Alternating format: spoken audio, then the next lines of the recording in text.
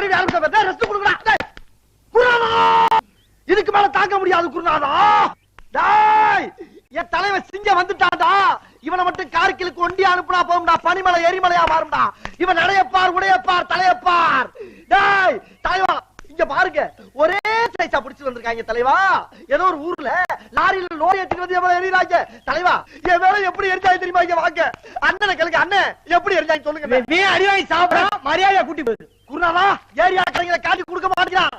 டேய் என் தலைவன் கையாலே உனக்கு சாப்பிடா. டேய் நீங்க சரியா நம்மளையா இருந்தா இப்ப எரிங்கடா. டேய் இப்ப எரி இப்ப எரிங்கடி. டேய் நிறுத்து. எவன நான் எரியலையே சும்மா எரி எரி கத்திட்டு இருக்க. எரிஞ்சிட்டாங்கன்னு வச்சுக்கங்க என்ன பண்றது? எங்க பாருடா. ஏய் பாருடா கையில அருவாளை பாரு. டேய் அவன் வேர்த்து கொண்டாந்து கேட்டாவா. வா இப்போ டேய் குருநாதன் ஐயா இருங்க பேர் என்ன? ஐயோ விட்டுருங்க.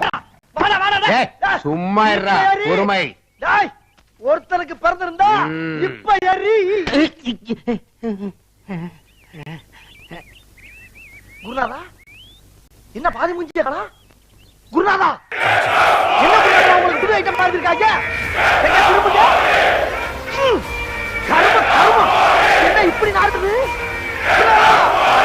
ஐட்டத்தையும் மனுஷ ஐட்டத்தையும் ஊர் உலகமே பயந்துகிட்டு இருந்த என்ன கொண்டாந்து ஒரு சின்ன சந்துக்குள்ள நிறுத்தி பயந்துகிட்டு இருந்தவங்க எரின்னு எரிய வச்சது இல்லாம நாக்கடிக்கிறதா சொல்றேன். எரிஞ்சவங்களை மறந்துட்டேன்டா. உன்னை மறக்கவும் மாட்டேன் உயிரோட விடவும் மாட்டேன்டா.